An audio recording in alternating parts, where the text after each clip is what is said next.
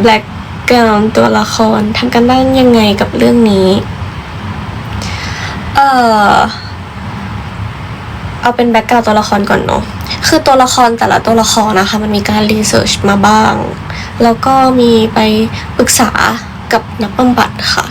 เหมือนไปปรึกษาว่าโอเคแบบเรื่องนี้แบบที่มาที่ไปเป็นยังไงแล้วกระบวนการตัดสินใจของคนคนหนึ่งมันเป็นยังไงแล้วพอยต์ไหนประมาณไหนที่จะแบบทำให้มันเกิดแบบนี้ได้นี่คืออาการอะไรอย่างเงี้ยจริงๆเราไปปรึกษานะเราก็คือโยโกะ แล้วทุกตัวละครมันก็จะมีเหมือนแบบข้อบกพร่องมีแผลในตัวเองอะไรอย่างเงี้ยค่ะซึ่งมันก็เป็นที่มาที่ไปในเรื่องนั้นๆอย่างตัวไซเลนนะคะก็กึ่ง avoidance หน่อยแล้วก็ถ้าทุกคนดูแล้วก็ไปศึกษาข้อมูลเพิ่มเติมก็จะรู้ว่ามันมีอาการหนึ่งที่มันเกิดขึ้นหลังจากการที่เราแบบมีทรมาอย่างกระทันหันอะไรประมาณนั้น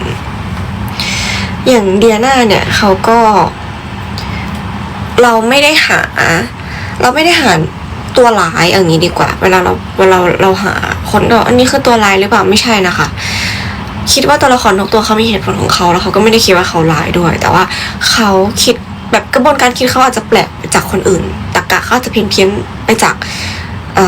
ที่นอร์มมันเป็นอะไรอย่างเงี้ยค่ะซึ่งก็ไม่ใช่ตัวร้ายเขามีเหตุผลของเขาเซนก็คืออยากเหมือนนำเสนอว่าเป็นคนเหมือนให้พื้นที่แล้วก็ให้เวลากับคนรักของตัวเองแล้วก็ให้เกียรติมากค่ะทุกคนถ้าหนูพูดแบบงงๆต้องขอโทษด้วยเพราะว่าหนูละมือพูดตอนเนี้ยมาแต่กายส่วนขั้นตอนการเวิร์กช็อปก็คือหลังจากที่เราแคสติ้งได้แล้วอะค่ะแล้วก็ไปให้ acting coach มาเข้าเวิร์กช็อปคนละ3-4 คลาสอะไรอย่างเงี้ยค่ะเหมือนเวิร์กช็อปแรกก็จะเป็นเวิร์กช็อปแบบรู้จักกันก่อน ice breaking อะไรเงี้ยก่อนแล้วก็เวิร์กช็อปต่อมาก็จะเป็นเริ่มเข้าบทเริ่มเข้าตัวละครค่ะ2ก็คือ please share the origin of the character names thank you แชร์ที่มาของชื่อเนาะ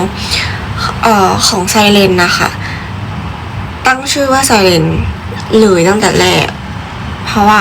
คาแรคเตอร์ไซเลนจะเป็นคนที่นิ่งเก็บแล้วก็ไม่ค่อยยอมพูดออกมา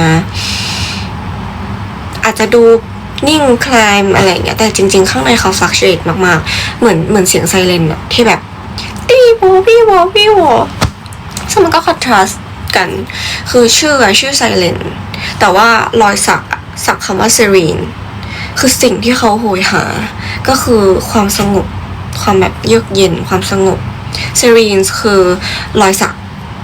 ที่เราอยากสื่อให้เห็นว่าแบบใจไซเลนมันตามชื่อเลยมันพี่วอมันวุ่นวายมันโน่นนี่นั่นแต่ว่าสิ่งที่ไซเลนตามหามันคือความสงบทางใจส่วนชื่อเซนนะคะมันแปลว่าความสงบจริงๆอยากให้เป็นกิมมิคอะไรเงี้ยว่าแบบเนี่ยคือความสงบที่เข้ามาในชีวิตนะอะไรเงี้ย Is there any special meaning behind each character number ค่ะก็001ไซเรนค่ะ0แรกอะค่ะคืออยากแทนความสูญเสียครอบครัว0ที่2อะค่ะอยากแทนความที่สูญเสียคนรักแล้วก็1อะค่ะอยากสื่อให้เห็นว่าสุดท้ายแล้วมันก็คือเหลือไซเรนเพียงคนเดียวทั้งอาจจะเป็นจุดจบของอะไรบางอย่างแล้วก็คือเช่นเดียวกันเป็นจุดเริ่มต้นของอะไรบางอย่างเหมือนกันแล้วก็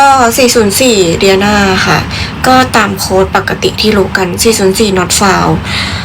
คือมันเป็นแบบerror not found ก็อยากสื่อให้เห็นว่าแบบ404ไม่มีทั้งตอนที่ต้องการแล้วก็ไม่เหลือแล้วความรู้สึกตอนที่กลับมา212 อาจจะเป็นสูตรคูณ ไม่ใช่เซนค่ะคือสองอะคือตัวแทนของมิตรภาพความรักแล้วก็หนึ่งเป็นตัวแทนของไซเลนค่ะแล้วก็สองอะค่ะก็คือเหมือนมันเป็นเหมือนจุดยืนของตัวละครเซนนะคะมันคือความรักมิตรภาพแล้วก็ไซเลนส่วน222พีทคือตัวละครที่เขาเป็นเพื่อนอ่ะเขาเป็นความสม่ำเสมอความใส่ใจความที่จะอยู่เคียงข้างไซเลนไปตลอดมันคือความคงที่อะไรเงี้ยก็เลยใส่เป็นเลขเดิม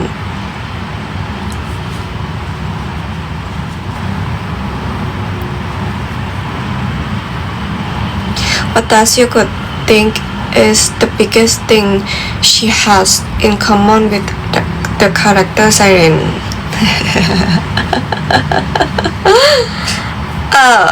ตัวละครไซเรนเหรอก็คล้ายๆกันคล้ายๆกันใน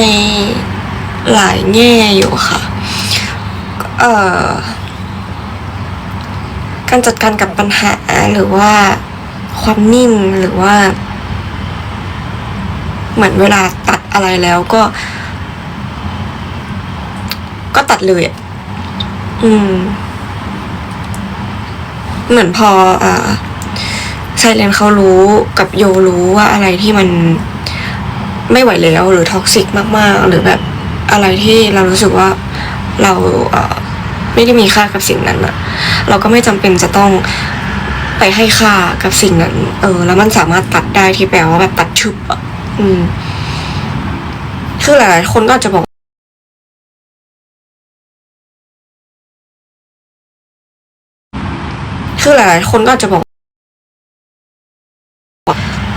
แล้วก็ก่อนที่จะพูดคำว่ายังลืมของอยู่ไหมตอนนั้นไซเรนคิดอะไรอยู่รู้สึกเป็นความรู้สึกลุ้นกลัวแต่เชื่อใจคือมันเป็นความรู้สึกที่แบบลึกๆแล้วเราเชื่ออะไรบางอย่างในตัวคนนี้จังว่าเขาจะอยู่กับเราแต่เราไม่รู้ว่าเราจะกล้าพอหรือจะดีพอในการแบบขอให้คนคนหนึ่งอยู่กับเราไหมเพราะว่าเคยขอแล้วมันไม่มีคนอยู่ก่อนที่จะพูดกับเซนออกไปก็เลยเป็นความรู้สึกว่าเราเชื่อใจคนคนนี้จังแต่ว่าสิ่งที่เราเคยเจอมาทำให้เรารู้สึกว่าเรามีสิทธิ์ไหมที่จะขอให้คนคนนี้อยู่แต่ก็ไม่อยากเสียฟอร์มจนเกินไปเดี๋ยวเขารู้ว่าเราอยากให้มีแบบอยากมีเขาในชีวิตแล้วก็กลัวจะเสียฟอร์มเพราะว่าไม่ค่อยงอใครก็เลยเหมือนใช้ประโยคเดิมที่เซนเคยพูดว่าเขาลืมของไว้ที่ห้องเราจริงๆเขาก็แค่แบบหลอกก็เลยถามไปว่าแบบที่บอกว่าลืมของอะแบบยังลืมอยู่ไหมยังอยากกลับมาเอาของอยู่ไหมประมาณนั้นเพราะเราก็มั่นใจว่าตอนที่เหมือนเซนเข้ามาเจอไซเรนกับเดียนาตอนนั้นเราไม่ได้อธิบายอะไรเลยเพราะเราแบบงงอะต้องยื้อไหมหรือเราต้องปฏิเสธอันนี้ไหมหรือต้องยังไงอะไรอย่างเงี้ยมันเป็นความรู้สึกแบบไม่ได้อยากได้ไอ้นี่แล้วแน่ๆแต่ว่าไม่รู้ว่าจำเป็นต้องพูดไหมพอไม่รู้ว่าพูดไปอะจะเชื่อไหมไม่รู้ไหมไม่รู้ว่าพูดไปแล้วจะมีประโยชน์อยู่หรือเปล่าก็เลยไซเรนก็เลยเลือกที่จะเงียบทำตัวไม่ถูกเงียบซะเลย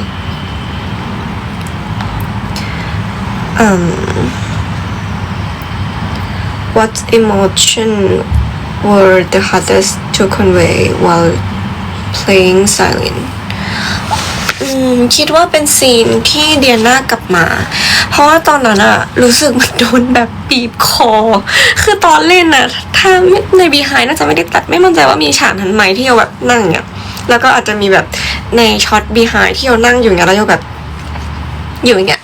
คือเรารู้สึกเหมือนมันยากจังวะในการเล่นซีนนี้เพราะว่ารู้สึกใจแบบปึกแล้วก็หายใจไม่ออกเหมือนโดนเหยียบคอก็เลยรู้สึกยากจังวะแล้วก็ บางเทคที่เล่นก็จะรู้สึกว่าเหมือน acting เขาก็บอกโย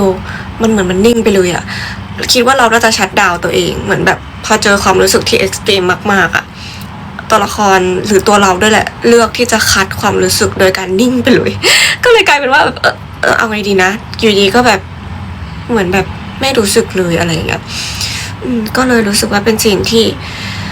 หนักหน่วงอะคือนักแสดงที่เล่นด้วยกันอะก็ส่งอารมณ์มาได้ขนลุกมากคือแค่เขาเรียกชื่ออะรู้สึกขนลุกมากแล้วก็แบบทรมานอะคือทรมานจนแบบปวดหัวรู้สึกว่ามันเล่นยากจังซีนนี้รู้สึกเจ็บไปหมดเลยอะถึงไหนแล้วนะ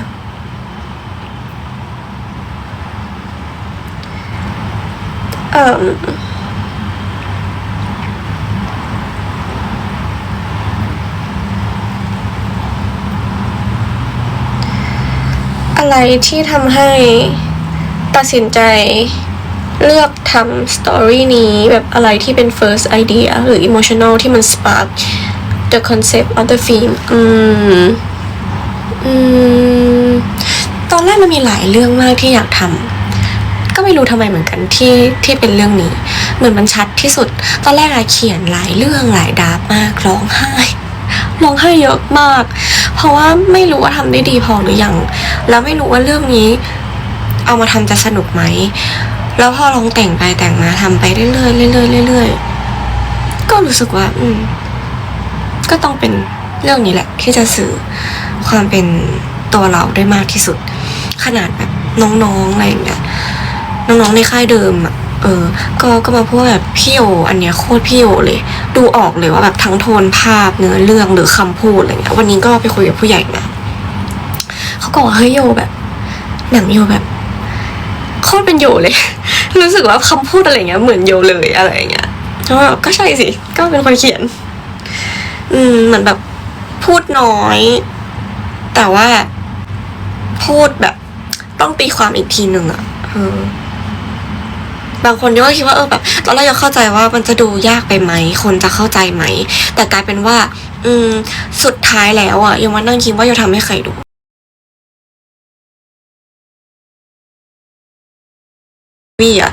มีกระบวนการคิดที่ลึกซึ้งซับซ้อนและมีขั้นมีตอนแล้วก็น่าจะรู้จักโยพอสมควรก็เลยเลือกแล้วก็เชื่อว่าโยพี่จะเข้าใจเรื่องนี้ค่ะ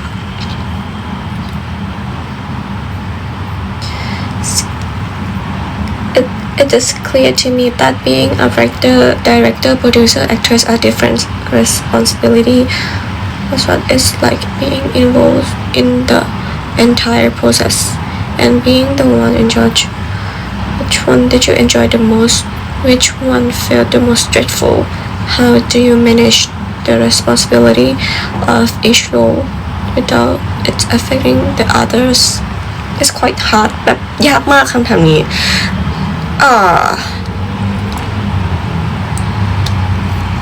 ความรู้สึกว่าเป็นยังไงที่ได้ involve กับทุก process แล้วก็ดันได้เป็นคนเป็นนักแสดงด้วยใช่ปะจริงๆมันอยู่ในรีควายที่อาจารย์สั่งนะก็เลยต้องทำแต่พอได้ทำแล้วก็รู้สึก amazing แบบพูดทำสิ่งนี้ได้ด้วยหรออะไรอย่างเงี้ยยากอยู่ค่ะยากกดดันแล้วก็ร้องไห้จนแบบเคยร้องไห้จนพูดพี่เกดว่าหนูไม่เรียนละหนูไม่เรียนจบแหละหนูไม่จบแหละหนูแบบไม่อยากทำแล้วอะอะไรเงี้ยคือเครียดมากจริงๆแต่ว่าโชคดีที่ว่ามีคนที่อยู่ข้างๆตลอดแบบแม่ก็จะคอยให้กำลังใจพี่เกดก็จะคอยแบบปลอบว่าแบบไม่น้องทำได้อะไรเงี้ยหรือแม้กระทั่งพี่ๆผู้ใหญ่คนอื่นๆเพื่อนๆอะไรเงี้ยการ์ดอย่างเงี้ยก็จะแบบ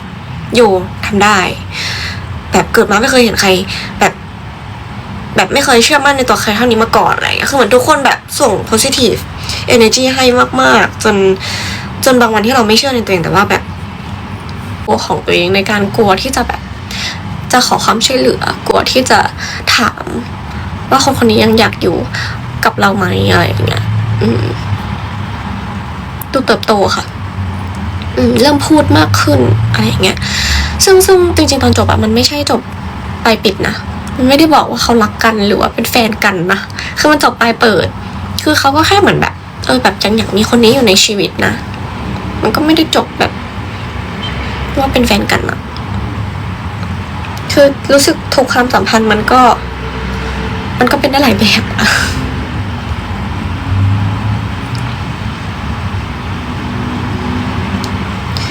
The university require revision throughout the project or did they mostly encourage your original version มหาลัยไม่ได้แก้อะไรเลยค่ะเขาให้อิสระในการเล่าเรื่องมากๆค่อนข้างจะเปิดกว้างมากๆเลยก็เลยได้อิสระเต็มที่ในการทำเขาจะมีแค่แบบเพลงอย่าติดลิขสิทธิ์นะเดี๋ยวบางทีไลฟ์สตรีมมิ่งแล้วมันติดลิขสิทธิ์อะไรเงี้ยเขาก็จะมีคอนเซิร์นมาบ้างแต่ว่าอย่างอื่นคือเขาค่อนข้างWhat's the biggest lesson you learned from making your first thesis theme that you will carry into your career project จริงๆทุกอย่างเลยนะทุกอย่างเป็นวันนั้นอะงบจุกใจมากเพราะว่าห้องน้ำมีห้องเดียวใช่ปะยูก็เลยทำการให้ทีมเมคอัพอะร้อนแล้วก็มีเต็นท์กินข้าวมีอะไรอย่างเงี้ยคืองบวันนั้นอะจุกใจมากคือเกินกว่าที่ได้สปอนเซอร์มาเยอะมากอะแล้วก็ทุกโลเคชั่นนะคะร้านนะคะมันไม่ใช่ร้านสปาโลเคชั่นร้านสักจริงๆที่มีอยู่จริงนะคือเราใช้โลเคชั่น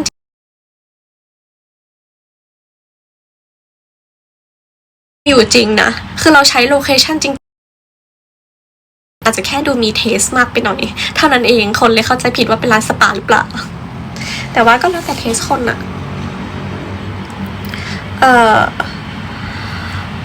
อย่างไปดู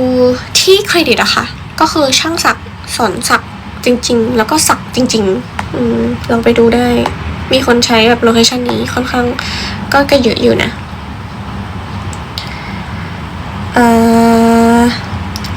Do the books and DVD on the nightstand have a deeper meaning or message หมายถึงพร็อพใช่ไหมพร็อพทุกพร็อพมีซิมโบลิกมากจริงๆหลังเรื่องนี้มีซิมโบลิกหลายอันมากแล้วก็พร็อพพวกหนังสือ DVD หรืออะไรเงี้ยอยากให้ทุกคนไปเสิร์ชหาข้อมูลแล้วก็ดูกันนะคะว่าอะไรที่เราซ่อนไว้ในเรื่องนี้บ้างคือเราคิดมาหมดแล้วทั้งสีทั้งแบบว่าการจัดวางหรืออะไรอย่างเงี้ยค่ะ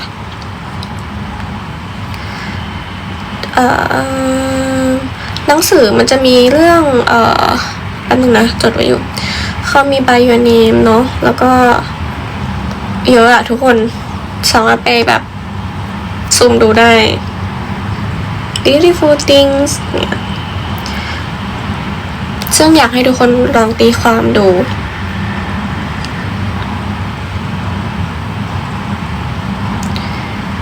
What's your favorite movie quote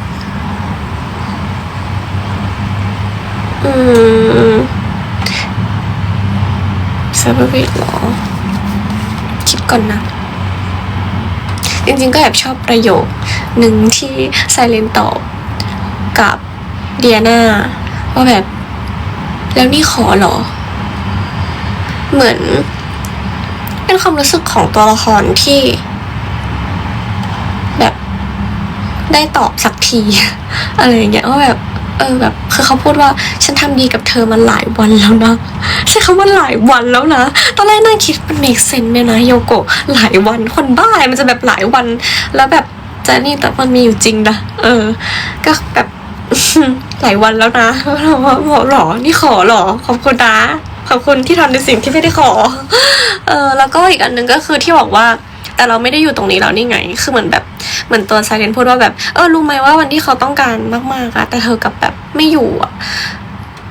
แล้วเดียนาก็ตอบว่าก็อยู่แล้วนี่ไงแล้วนี่ก็เลยบอกว่าเหมือนไซเลนก็เลยตอบไปว่าแต่ว่าเราไม่ได้อยู่แล้วไงที่แปลว่าเราไม่ได้รักเธอแล้วไงเพราะว่ามันเหมือนแบบวันที่ไซเลนเกิดเรื่องเขาเลือกที่จะแบบเอาแต่ใจอะแล้วก็ให้ไซเรนแบบเหมือนไปหาอะไรอย่างเงี้ยแต่ว่าเหมือนแบบไม่รู้ดิตะกะมันแบบเดน่ามันก็ไม่ได้ผิดหรอก ทุกคนมีความจำเป็นในแบบของมันอะแต่หมายถึงในมุมไซเลนก็คือก็แล้วไงก็โอเคก็ไปสิก็เนี่ยไปสักทีอะไรเงี้ยแล้วซึ่งตัวในเรื่องค่ะต้องอาจจะสื่อสารแบบอาจจะเข้าใจยากนิดนึงเพราะว่าจริงๆแล้วว่ามันผ่านมาประมาณ 2-3 ปีแล้วผ่านมา3 ปีแล้วจนแบบยายพีดลงกับไซเรนแบบว่ามันเหมือนแบบเป็นครั้งแรกที่ไซเรนเอาคนเข้าบ้านอะไรอย่างเงี้ยแล้วเดียน่าเห็นผ่านมา3 ปีแล้วด้าก็เลยแบบเหมือนจะรีไรซ์ได้แล้วก็เลยจะกลับมาอะไรอย่างเงี้ยคือจริงเขากลับมาเพราะเขาเห็นรูปนั้นเฉยๆก็เลยแบบว่ามันก็เลยดูใจร้ายมากๆตัวไซเรนอะซึ่งในเรื่องเนี้ยค่ะที่แฟนๆเดากันมาก็จะมีแบบซิมโบลิกกับซับเทคที่เยอะค่อนข้างมากค่ะอาจจะต้องใช้ความวิเคราะห์ขึ้นนิดนึงเหมือนแบบทั้งนาฬิกาโทนสีต้นไม้ตำแหน่งการยืนการวางชุดความเงียบหรือว่าการที่ตัวละครพูดอีกอย่างแต่ว่าแสดงท่าทางอีกอย่างก็อยากทุกคนแบบมาช่วยกันเก็บแชร์ว่าแบบเจออะไรกันมาบ้างนะคะแล้วก็ขอบคุณแฟนๆด้วยนะคะสำหรับกิฟต์เอาเวย์ต่างๆที่เอามาแจกเพื่อนๆเนาะจริงๆยังไม่ได้เห็นอันจริงเลยอะแต่ว่าเห็นที่เขาแบบแชร์ว่าเขาได้กันแล้วก็ขอบคุณพาร์ทเนอร์ทุกคนเลยทุกคนแบบใจดีกับยงมากเดี๋ยวจะมีสิ่งที่เปิดในวันนั้นโพสต์ลงเหมือนกันซึ่งมันก็คือด็อกิเมนทารีค่ะแล้วก็มีโลอัพด้วยวันนั้นแต่ต้องอันนั้นเป็นความตั้งใจของโยที่โยจะไม่ได้เดินไปตรงนั้นเพราะว่าจริงๆเห็นแล้วก็คุณแม่ไปถ่ายรูปมาเรียบร้อยแต่ว่าตัวโยอะค่ะด้วยความที่สถานการณ์วันนั้นอะสถานที่เขากลัวการแบบชุลมุนอะไรอย่างเงี้ยเขาก็เลยขอความร่วมมือนิดนึงแล้วก็เราก็เลยโอเคเดินไปในตรงที่มันจะไม่ขวางทางคนอื่นแต่ว่าเห็นแล้วก็ appreciate มากๆน่ารักมากแม่โยก็มาชมให้ฟังแล้วก็ด็อกิเมนทารีนะคะจะปล่อยวันเสาร์เวลา1 ทุ่มอันนี้คือโยอ่านสรุปแบบว่าที่โยทำไว้เพราะว่าโยกลัวว่าโยจะมึนจนโยไม่ได้พูดนะคะแล้วก็เสาร์นี้นะคะลงด็อกิเมนทารีค่ะ1 ทุ่มแล้วก็มีมิวสิกวิดีโอค่ะลงวันที่17เวลา1 ทุ่มค่ะแล้วก็จริงๆโยอยากฝากทุกคนตัดคลิปลง TikTok ได้ไหมเป็นคลิปสั้นๆเหมือนแบบเอาฉากโน้นฉากนี้มาลงสั้นๆซึ่งโยชอบมากๆเลยแล้วก็ฝากติดแท็กในว่าเฟซด้วยนะคะฝากเพลงวันที่มีเธอด้วยนะเผื่อว่าจะมีอะไรออกมาอีกแต่ว่าคลิปสั้นชอบมากสนุกมากสามารถตัดละครคุณธรรมให้ได้เลยสนุกมากจริงๆแล้วก็ขอบคุณทุกคนมากๆเลยค่ะตอนนี้ก็คือกำลังทำbirthday fan meet ค่ะจด bullet point อยู่คือ birthday fan meet รอบนี้ก็คือเป็นสิ่งที่โยแบบ request หลายๆอย่างซึ่งทีมเก็บออมก็น่ารักกับโยมากเหมือนเขาก็พยายามทำให้มันออกมาได้ดีที่สุดคือก็ใหม่มากสำหรับเราทั้ง2 ฝั่งเหมือนกันค่ะทั้งโยโกแมเนจเมนต์แล้วก็ทีมเก็บออมตั้งใจมากๆที่จะทำแฟนมีตนี้ขึ้นมาซึ่งเดี๋ยวมันจะมีประกาศออกมาวันที่น่าจะ21นะ21เดือนนี้แล้วก็27กดบัตรค่ะ27จะกดบัตรให้เวลาเตรียมตัวและงานนะคะจัดวันที่25กรกฎาคมเพราะว่าเรามีแฟนต่างชาติด้วยเนาะคือวันเกิดโยอะ19กรกฎาคมถูกไหมแล้วมันตรงกับวันอาทิตย์ซึ่งบางคนอาจจะต้องทำงานโยก็เลยคิดว่าโอเคงั้นโยจัดวันที่25เป็นวันเสาร์แล้วกันแบบอย่างน้อยศุกร์บินมาเสาร์นี่แล้วอาทิตย์ยังบินกลับใต้อะไรอย่างเงี้ยค่ะจะได้ไปทำงานแบบไม่เหนื่อยมากซึ่งก็นั่นแหละค่ะเดี๋ยวน่าจะมี merchandise ออกมาซึ่งจะมีทั้งฝั่งของทีมกิฟออมแล้วก็มีฝั่งของโยโกแมเนจเมนต์เนื้อเพจเสื้อยังอีก200ตัวกะว่าจะเอาไปถ้าแบบว่าถ้าอันนี้ไม่ได้ผลิตเพิ่มนะแต่ว่ามันยังเหลืออยู่200ตัวน่ะคือหนูกะผิดน่ะคือจริงๆก็ทุกคนได้ไปเยอะแล้วแหละเสื้อน่ะแต่ว่ามันยังเหลืออีก200ตัวก็เลยกะว่าจะขอเอาไปขายเพิ่มแบบว่าในวันเกิดด้วยได้ไหมมันเหลืออีก200ตัวกว่าๆให้นั่นแหละของเนว่าเฟสจริงๆทุนใช้เยอะกว่าสปอนแล้วก็ใช้ของตัวเองไปด้วยเหมือนกันอะไรอย่างเงี้ยค่ะอาจจะมีข้อผิดพลาดบ้างเดี๋ยวรอบหน้าจะคำนวณให้ดีขึ้นค่ะขอโทษค่ะเรื่องจะคำนวณให้ดีขึ้นค่ะขอโทษค่ะเรื่องไซส์ด้วยแหละแล้วก็เรื่องส่งจริงๆโปรเจกต์นี้ว่าเฟคือ เกือบแบบเกือบครึ่งล้านไม่รวมสปอนอะซึ่ง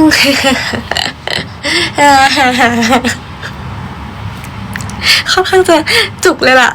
แต่ว่าก็ดีใจที่แบบได้ทำให้ทุกคนเพราะว่ามันก็เหมือนเป็นการแบบซื้อเมมโมรีด้วยแบบอยากมีโมเมนต์ตั้งใจทำให้ทุกคนเพราะทุกคนก็ตั้งใจทำหลายๆอย่างเพื่อโยมาเยอะแล้วใช่คือลงทุนเยอะมากเพราะว่าจริงๆแล้วมันไม่ใช่แค่ว่าทำเพื่อโยบีก็ด้วยแต่ว่าทีเนี้ยค่ะอยากให้สวัสดิการของทีมงานทุกคนน่ะดีมากๆด้วยก็เลยใช้งบเยอะมากเลยใช่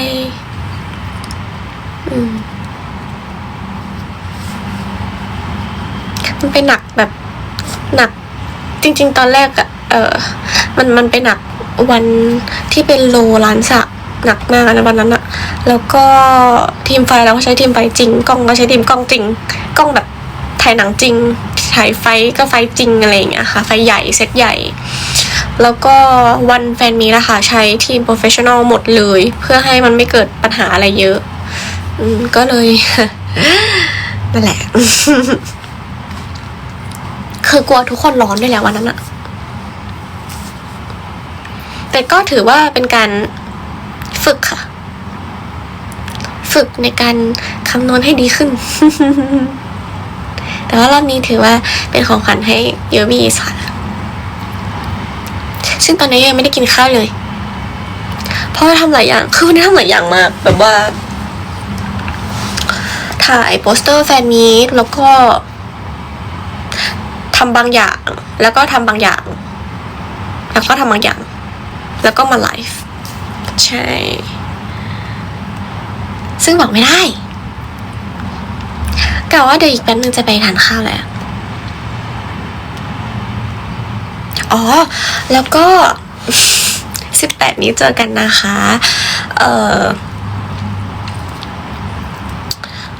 เขาเรียกว่าอะไรอ่ะ18 นี้ถ้าใครมีบัตรก็เข้ามาเป็นเพื่อนได้นะกลัวว่าจะเงียบกริบเลย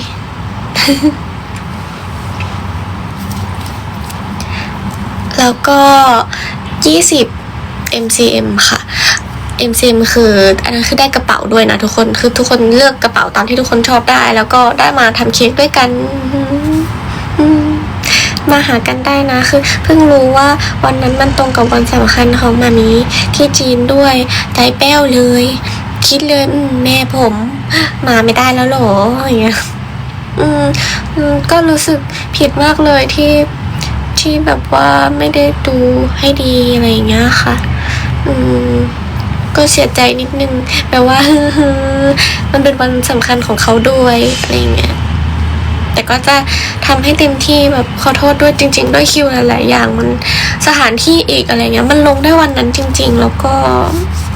อยากให้มีมามากแต่ว่าวันมีตั้งมาก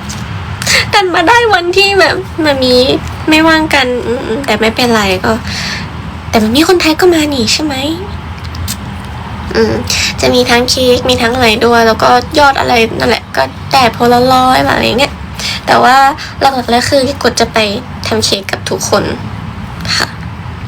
แล้วก็ทุกคนก็ได้กระเป๋ากลับไปฝากคุณแฟนสาวที่บ้านด้วยแล้วก็21เป็นงานเกิร์ลแลงค่ะเดี๋ยวเจอกันที่งานเนาะช่วงนี้ฝนตกอย่าลืมพกร่มแล้วก็ยาแก้ปวดแก้อะไรด้วยนะเผื่อไข้ขึ้นอะไรอย่างเงี้ยค่ะพัดลมด้วยมันร้อนชื้นเดี๋ยวมันอบอ้าวแต่ว่าใส่รองเท้าแบบรองเท้าแตะเช่นพับชูก็ได้นะถ้าแบบฝนมันตกเงี้ยก็ใส่พับชูแล้วก็ขอคิดก่อนเหมือนมีอะไรอีกเลยคุณแล้วก็วันที่26ค่ะงานเลิฟกาแล็กซี่ใช่ก็มาเจอกันได้นะคะได้แชร์มุมมองความรักต่างๆค่ะแล้วก็เดี๋ยววันอื่นจะมีบางอย่างโผล่มาให้เห็นเองแหละ ค่ะมีอะไรไหมนะเหมือนลืมอะไรสักอย่างนึงแล้วก็กดบัตรประกาศ21เดือนนี้แล้วก็กดบัตร27เดือนนี้ค่ะ งานวันที่25เดือนหน้าค่ะ มีอะไรอีกไหมนะไม่น่ามีละประมาณนั้นซื้อมาแล้วค่ะรองเท้าแตะทุกคนถ้าแบบ ทุกคนใส่แค่รองเท้าแตะหรือเปล่าคือแบบว่ารองเท้าช่องอื่นๆนี่ใส่กันไหมส้นสูงอะไรเงี้ย คิดเลยแหละ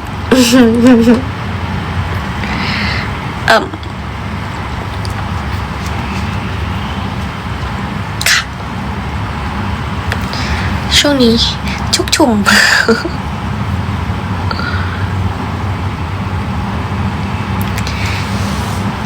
Yeah, today I just finished my work. อะไรสู้ๆ มีมาไหม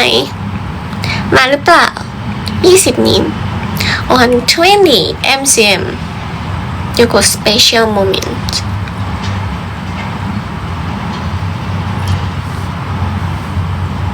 ตอนนี้ไม่รู้มีกี่คนแล้วอ่ะเดี๋ยวไปหลอกถามก่อน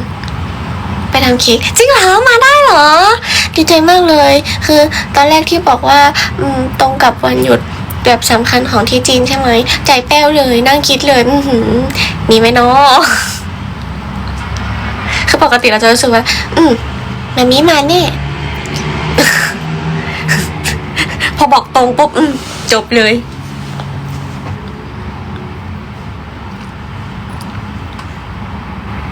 babe are you coming babe 20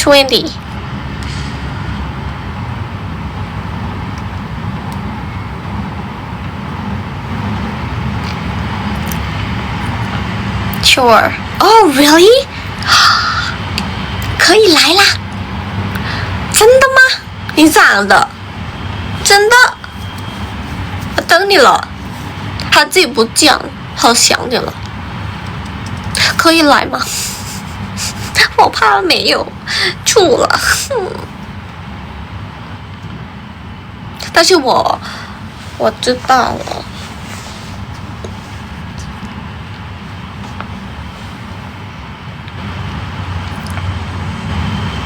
18 18 yeah if you can come just come I'm afraid that I'm gonna a bit lonely on that day อ๋อแล้วก็วันที่มีเธอใครมีแฟนอ่ะก็เอามาลงกับแฟนได้นะคะเป็นคอนเทนต์ค่ะส่วนใครไม่มีสู้ๆค่ะเดี๋ยวเราสวดไปด้วยกันก็ลงกับโยซิเพราะเธอที่เข้ามาเปลี่ยนแปลงจากคนที่ไม่เชื่อในรักเลยอยากให้มันตัดคลิปเป็นแบบเป็นเหมือนแบบคอนเทนต์หวานๆอวดแฟนอย่างเงี้ยจริงๆแต่งให้โยบี้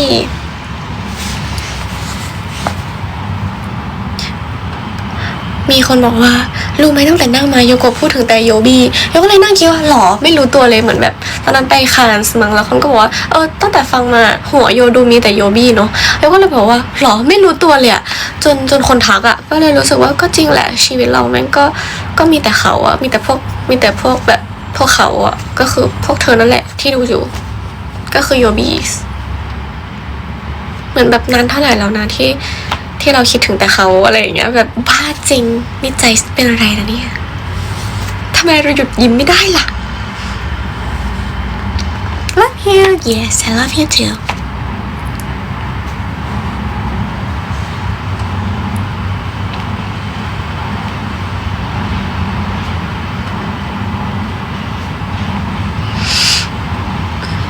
มีมาไหมแม่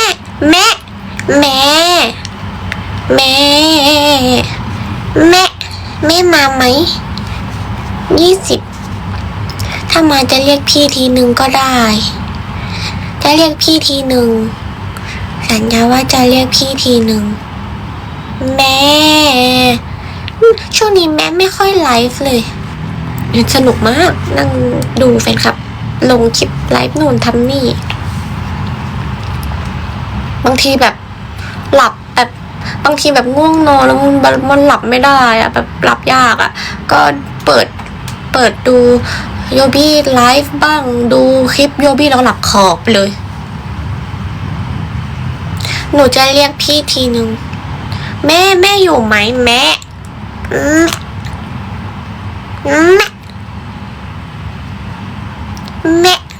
20แม่มาไหมโฮ้สำนักเฮ้รอผมรอคุณอยู่คุณจะทำผมใจแป้วคุณจะมาใช่ไหมคุณบอกผมหน่อยเอาจริงอะโยอะบอกกับทีมเลยว่าโอเคงานแนวนี้เราอาจจะนานๆมาทีนะอะไรอย่างเงี้ยเพราะว่าไม่อยากให้เป็นขับลำบาก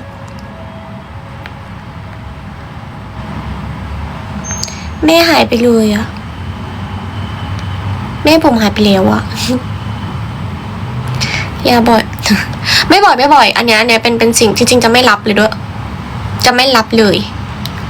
อะไรที่เป็นเหมือนแบบท็อปอะไรเงี้ยจะไม่รับแต่ว่าอันนี้มันเหมือนแบบการันตีแน่นอนเหมือนแบบว่าแบบว่าได้นะอะไรเงี้ยไม่ใช่ว่าทำไปแล้วแบบเสียเปล่าไม่ได้มาร่วมอะไรเงี้ยก็พูดกันอยู่เรื่องนี้จะเรียกพี่หวานถ้าสมมติว่ามาวันที่20ได้ไหมอ่ะได้ไหมพี่หนูอยากไปซื้อบ้างอะอยากได้บ้างอะมันจะมีของพี่โยบี้ที่เขามีกล้องอันจิ๋วอะอันนั้นมันใส่ยังไงคือมันดึงเฮ้ยมาวันที่20ไหมเพื่อนมันจะเมาเรื่องนี้อะคืออันมันไปซื้อที่ไหนหรอไอ้กล้องที่มันเป็นกล้องอย่างเงี้ยที่ถ่ายออกมาแล้วมันใช้เครื่องคิดเลขถ่ายอะที่มันแตกๆอะคือมันน่ารักละมุดมันดีมากอะคือแบบมันน่ารักมากเป็นกล้องอันเท่านี้ใช่ไหมแล้วก็เหมือนแบบไม่รู้ว่าเอารูปออกมายังไงอะแต่ว่าแบบมันเป็นวิดีโอที่ดูเหมือนสมัยก่อนอะคุณที่ชงกาแฟคะคุณจะมาใช่ไหมคะดิฉันคาดหวังมากเลยนะคะสุดหล่อมาฮักกี้ตาในตอนมีใครจริงเหรออยากเห็นอ่ะเขาดูตะกร้าหน่อยอยากซื้ออันนั้นมาบ้างอยากได้บ้างมันน่ารักมากเลย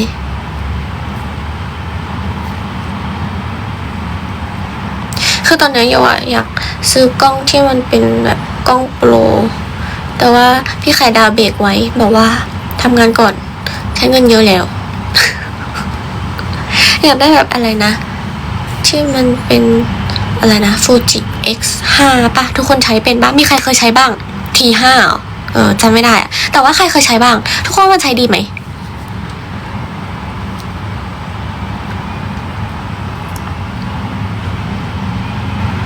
จริงเหรอใช่อยู่เหรอ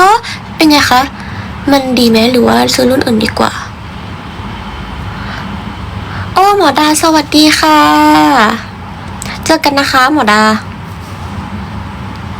และทุกพื้นที่มีแต่ SLC ยังไงล่ะ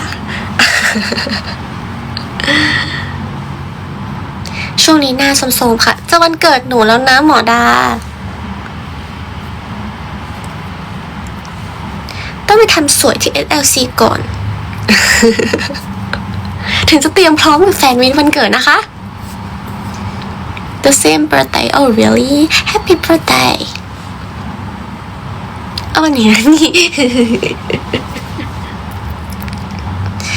ทุกคนคะมาดามาค่ะทุกคนพิมพ์ SLC สิค่ะทุกคนคะ SLC ค่ะพิมพ์เข้าไปสิค่ะพิมพ์เร็ว SLC นี่ทุกพื้นที่มีแต่ SLC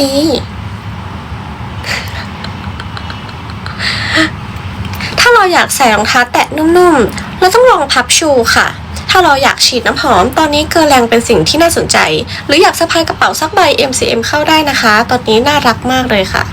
แล้ววันที่20เจอกันกับ MCM นะคะ21เกลือแรงค่ะและถ้าเราจะพูดถึงความสวยความงามเราก็ต้องอะไรคะพูดแล้วพูด SLC สิเผื่อจะมีหน้าหนูอยู่ตรงป้ายใหญ่ๆตามถนนใช่ไหมคะหมอดา ถูกค่ะโยบี้ทุกคนเป็นอันที่รู้จักกันนะคะว่า SLC สวยมากเขามีหลายสาขามากเลยนะคะที่ได้ยินมามิวส์เขาก็สวยนะคะมิวส์คนหนึ่งก็สวยมากจริงสวยทุกคนเลยค่ะแต่คนหนึ่งชื่อโยโกะสวยมากว้าว ค่ะทุกคนเยี่ยมดีมากจัดไป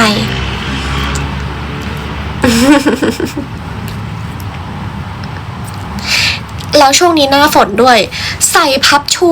สะพายกระเป๋า MCM และฉีดน้ำหอมเกลือแรงไปเข้าใช้บริการที่ SLC ค่ะทุกคน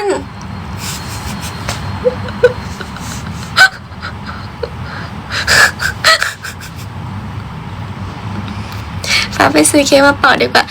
ป้าค่ะถ้าสมมติว่าวันที่20เรามาทำเค้ก MCM ด้วยกันป้าก็ไม่ต้องไปซื้อเค้กนะคะเพราะว่าได้เค้กฟรีเลย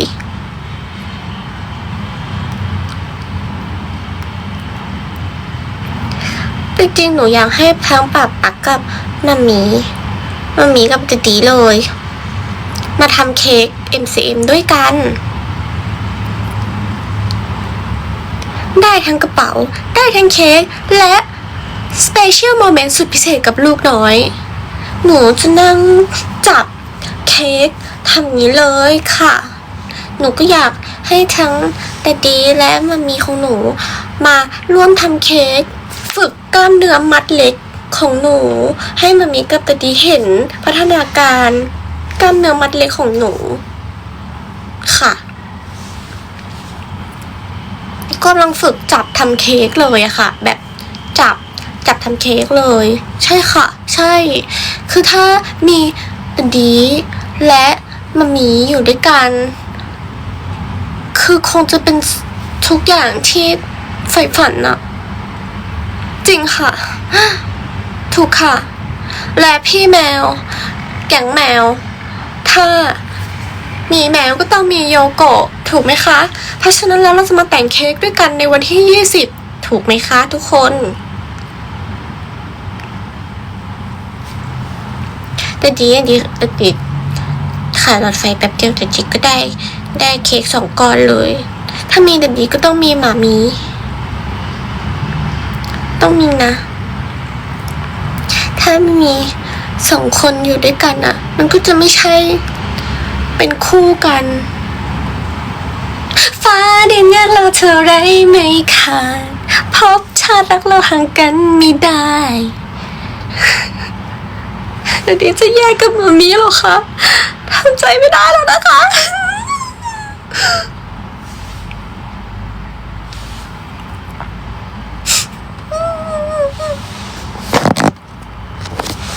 อย่าทิ้งมัมมี่ของหนูนะคะดีกับมัมมี่ก็ต้องเข้ามาเท่านั้นแหละลูกกำลังจะจับเค้กเราจะตกแต่งเค้กเลยตกแต่งเค้กแสนสวยอะเค้กแสนสวยตอนนี้อินเตอร์แฟนงงว่าพูดอะไรอยู่สำนักคะสำนักจะมาใช่ไหมคะพี่ที่อยู่บนฟ้าถ้าได้ยินโปรดรับรู้ไว้ด้วย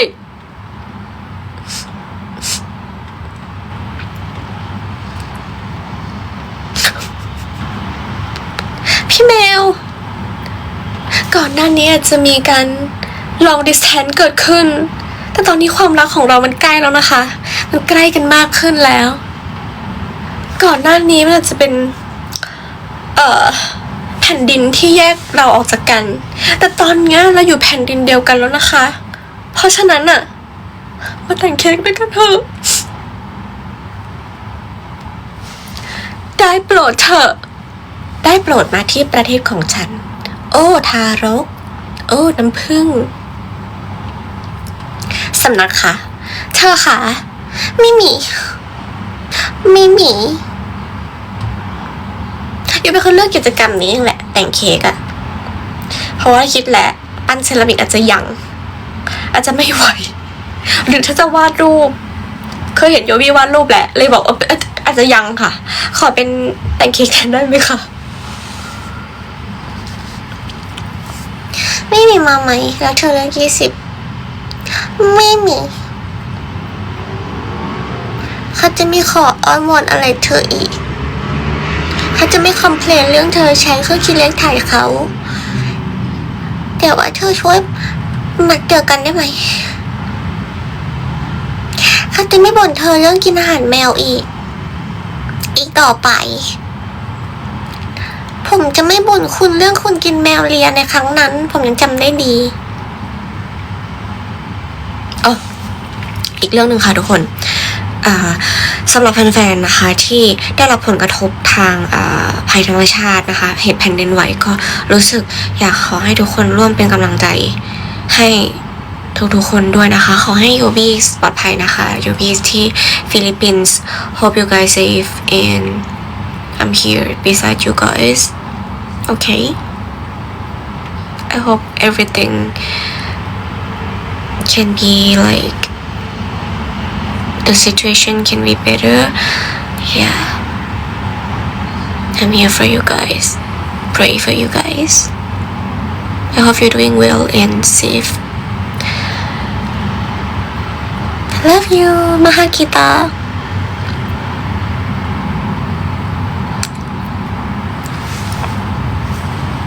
แล้วก็เห็นโยบี้ใน X ค่ะก็เป็นห่วงแฟนๆโยบี้ที่ฟิลิปปินส์ใช่ไหมเห็นแล้วเหมือนกันแล้วก็รู้สึกเป็นห่วงมากๆเลยใช้โอกาสนี้ในการแบบฝากส่งความรักให้แฟนๆที่ฟิลิปปินส์ด้วยนะคะทุกคนก็คือเป็นห่วงเขามากเลย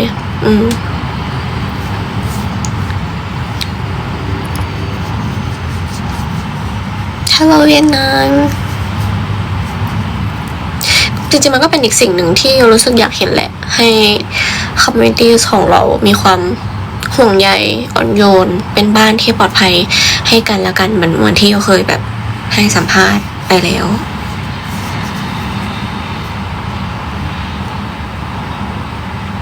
ทุกคนเห็นสัมภาษณ์วันนี้หรือยังบัดเดย์แฟนมีตน่ารักมากfor UB from Philippines if you guys safe or if anything like the situation is better can you just text or type or anything to let us know because we really worry about you guys if everything is better just type anything and text Yuko Pasara to like update for your situation okay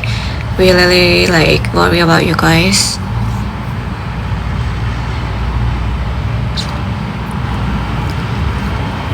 ไม่ได้ครับแม่ครับแม่20ครับแม่ครับโอเคเดี๋ยวอาจจะต้องไปแล้วทุกคนเพราะว่าเดี๋ยวจะป่วยแล้ว คือว่าเวียนหัวนิดนึงแต่ว่าต้องหาเวลามาพูดคุยอัปเดตกันแล้วก็ขอบคุณมากเลยนะคะทุกคนไปแล้วนะบ๊ายบายฝันดีค่ะเดี๋ยวไปหาอะไรกินก่อนหิวมา3 ทุ่มหรอไปหาอะไรกินก่อนนะขอโทษที่วันนี้ไม่ได้พูดภาษาอังกฤษเยอะนะคะอยากให้แบบแฟนๆไทยช่วยคอลเลกและช่วยแปลให้น่าจะ stable กว่าแบบกลัวว่าเดี๋ยวมินนิ่งมันคลาดเคลื่อนนะคะแฟนๆที่ไปแปลเป็นภาษาอังกฤษให้ขอบคุณมากจริงๆนะคะ thank you รักนะบ๊ายบาย